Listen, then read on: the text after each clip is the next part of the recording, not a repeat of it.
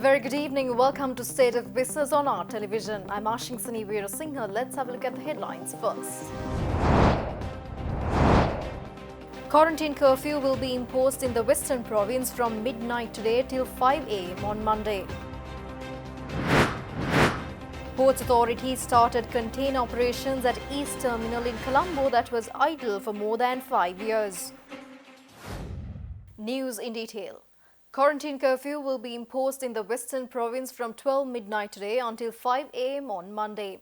In the meantime, essential food outlets and pharmacies in the areas where curfew is already in effect were opened from 8 a.m. today and will be closed at 10 p.m. today. The quarantine curfew will come into effect in the Western Province from 12 midnight today until 5 a.m. on Monday, which is the 2nd of November. The curfew will continue even after 5 a.m. on Monday in areas where the curfew is already in effect. Thereby, isolation order imposed on all COVID-19 risk villagers in Kaluthara district except Badugama New Colony in Mathugama has been lifted, stated the Commander of Army Lieutenant General Shavendra Silva. Subsequently, Nuwara District Secretary MBR Pushpakumara has requested the public not to engage in trips to Nuwara until further notice due to the outbreak of the COVID-19. All tourist attractions including the Victoria Park, the Gregory Lake Park in Nuwara and Sandathanna have been closed, said District Secretary Pushpakumara. The newly appointed Director General of Health Services, Dr. Asela Gunawardana, assumed duties at the Ministry of Health today. Upon assuming the duties, the new Health DG also said people's support is of utmost importance in combating the virus. Moreover, it was announced that the parliamentary sitting scheduled to be taken place on 3rd of November will take place without the attendance of journalists owing to the pandemic situation. On the other hand, Sri Lanka Railways announces that the trains running through Rambukkana to Colombo Fort, trains from Beliatha, Gaul, Alutgama to Fort, Avissavela to Fort and Chilauk to Fort will not be operated tomorrow and Sunday. Trains facilitating the GCE Advanced Level Examination students will operate as usual. Moreover, Health Promotion Bureau stresses that 11,552 PCR tests have been conducted in the country yesterday, which is the highest number of PCR tests carried out within a day. The country's COVID-19 tally has surpassed 9,200 with active patients number passing 5,000. 67 more patients who contracted COVID-19 have been discharged after full recovery, increasing the total recoveries to 4,142. Head of the Presidential Task Force on Economic Revival and Poverty Alleviation, Basil Rajapaksa, has instructed the government officials that the essential services must be maintained efficiently and continuously, maintaining the momentum that they carried during the previous waves of coronavirus. Moreover, Basil Rajapaksa said that it has been instructed to provide a 2-week supply of essential items to those who are quarantined at their homes. Accordingly, Task Force Chairman Rajapaksa has instructed the officials to carry out supplying the essential services related to water, electricity, gas, transportation and health. The task force also focused on granting a grace period for loan installments during discussions with government officials at Temple Trees. The task force added a decision was taken to provide 5,000 rupees allowance for the areas that were completely closed for a week.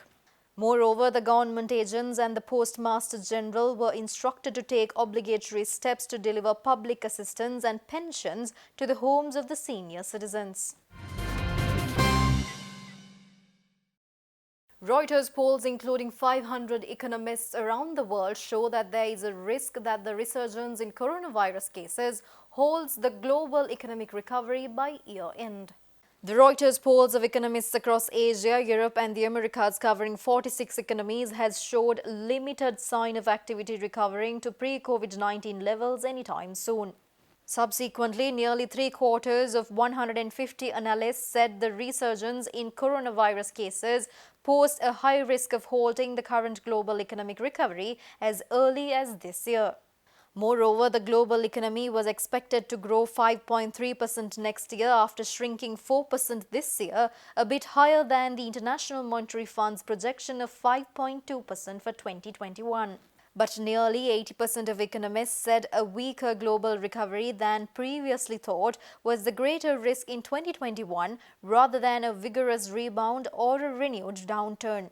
Janet Henry, who is the global chief economist at HSBC, shows that higher unemployment and higher debt appear inevitable, but there are also implications for equality, long-term growth potential, and financial stability.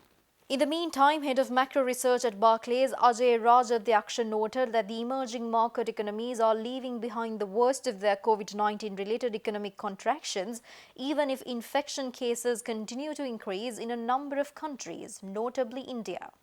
He also said in aggregate, emerging market economies no longer have a growth advantage over the advanced economies. Stay tuned for more news after this short break.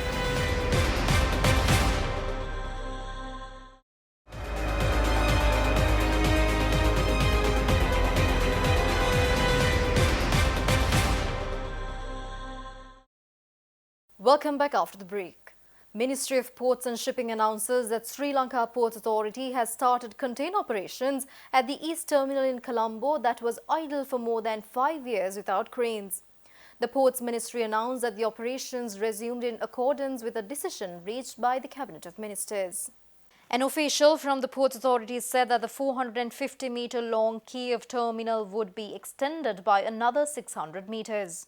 He also said that only 40% of the total construction of ECT was completed and operations resumed to meet the growing demand of the port operations. A cargo vessel from Mediterranean Shipping Company, the top customer of the Colombo port, reached the East Container Terminal on Tuesday to inaugurate operations. MSC, whose ship made the first call, was one of the bidders that offered invest and bring business to the terminal.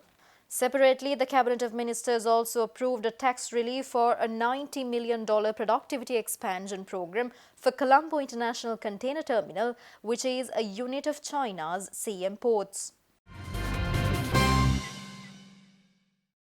Washington-based International Finance Corporation, which is a member of the World Bank Group, says that about 75% of female employees in several Sri Lankan companies had said they were equally or more productive during coronavirus work from home.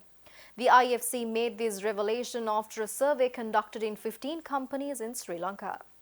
A survey done by Washington-based International Finance Corporation, including 15 companies in Sri Lanka, says that about 75% of female respondents in Sri Lanka had said that they were equally or more productive during coronavirus work from home as pre-COVID, while two-thirds of men said they were more productive. The IFC also said that female employees were more likely to have experienced increased hours, remote working, a change in job role, or to have been reallocated to a different business unit or work location. About 32% of men and 28% of women had said they got a lower salary.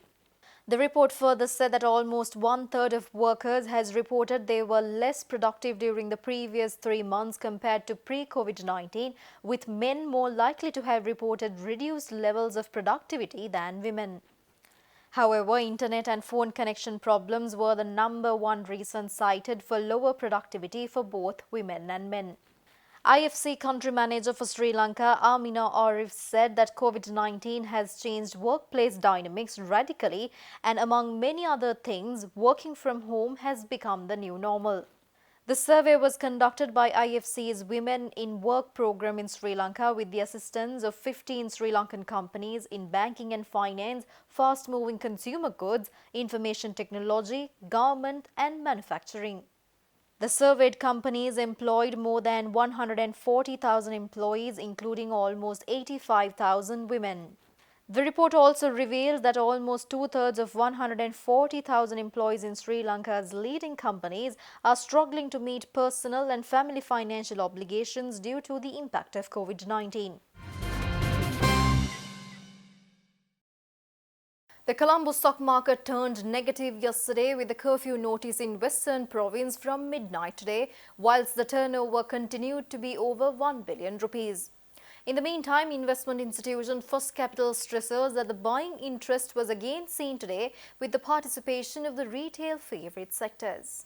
However, we saw a bit of pause in the downward pressure mainly on Tuesday, and also some buying interest coming back into the market on Thursday, mainly because of the positive results that were released in some of the counters, and also one of the key retail favorite counters, Tokyo Cement, released their results. So that also brought in a positive momentum to the overall market. So continuously we have seen turnover levels being dominated by the retail favorite stocks, that is Tokyo Cement and Expo Lanka. In addition to that, we have seen selling pressures mainly from the foreign side in the blue chip counters. So to wrap up, I think on the foreign front, continuously we've seen selling pressure coming in throughout the week. However, selling pressure has been slightly higher on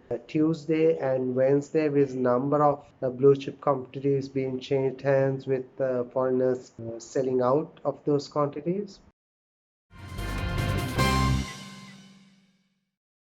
We'll be back with stock updates after the short break.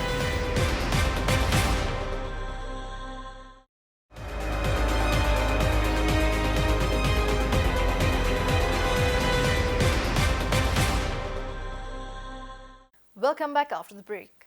The trading at Colombo Stock Exchange ended on a positive note today. The all-share price index gained 126.39 points to close at 5,726.59, and the S&P SL 20 gained 43.23 points to close at 2,282.2. The turnover was 1.6 billion rupees and over 65 million shares were traded. Up next are forex rates.